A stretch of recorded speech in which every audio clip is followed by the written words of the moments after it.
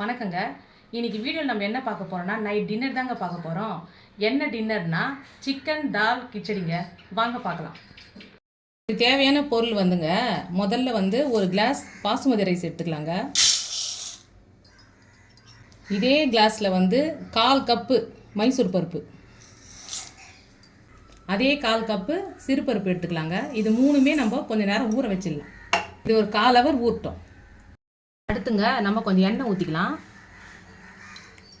அதுக்கப்புறமா கொஞ்சம் நெய் போட்டுக்கலாம். நெய்யெல்லாம் கொஞ்சம் உருகுனதுக்கப்புறம் கடுகு, கொஞ்சம் சீரகம், காஞ்ச மிளகா, கொஞ்சம் பட்டை, இந்த பூ கொஞ்சம், இதை மூணுத்தையும் போட்டுக்கலாம். இது நல்லா கொஞ்சம் பொரிஞ்ச பிறகு ஒரு 2 வெங்காயம் நல்லா சின்னதாக அரிஞ்சு வச்சுக்கணும். நல்லா வெங்காயம் கொஞ்சம் வதங்கின பிறகு இஞ்சி பூண்டு பச்சை மிளகாய் பேஸ்ட்டு 1 ஸ்பூன் போட்டுக்கணும். நல்லா இஞ்சி பூண்டுலாம் பச்சை வாசனை போனதுக்கப்புறம் 2 தக்காளி போட்டுக்கலாம். இதெல்லாம் நல்லா வதங்கணுங்க. வதங்கிட்ட பிறகு நம்ம சிக்கன் போட்டுக்கலாம். தக்காளி வெங்காயம்லாம் கொஞ்சம் நல்லா மசிஞ்சிச்சு. இப்போ வந்து மசாலா பொருள்லாம் போட்டுக்கலாம்.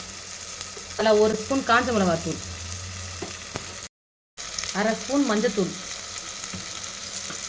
கரம் மசாலா 1/2 ஸ்பூன். இந்த மசாலா வாசனைலாம் போன பிறகு ஒரு 300 கிராம் சிக்கன், நல்லா போன்லெஸ் சிக்கனாக வாங்கி வச்சுருக்கிறேன், இதை சேர்த்துக்கலாம். இதில்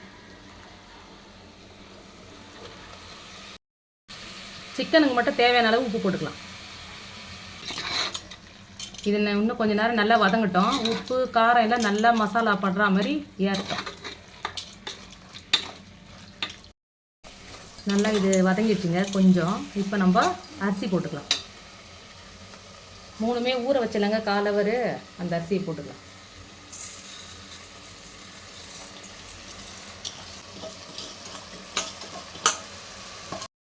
நம்ம வந்து 1 கிளாஸ் அரிசி போட்டோங்க. எப்பவுமே நம்ம வந்து 1 கிளாஸ் அரிசிக்கு வந்து 2 கிளாஸ் தண்ணி வைப்போம். இதுக்கு வந்து 3 கிளாஸ் நம்ம தண்ணி வைக்கணும்.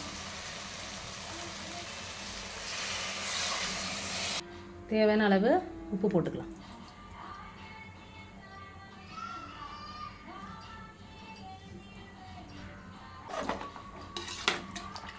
அவ்வளோதாங்க. இப்போ நம்ம வந்து மூடி போட்டு மூடிடலாம். ஒரு 4 விசில் வர வரைக்கும் எடுத்து வச்சிருக்கலாம்.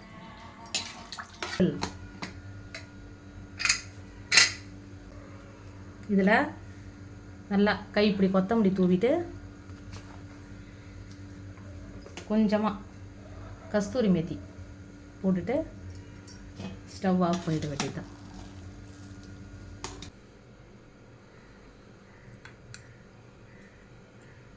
உண்மையாலுமே சூப்பராக இருக்குதுங்க. ட்ரை பண்ணி பாருங்க.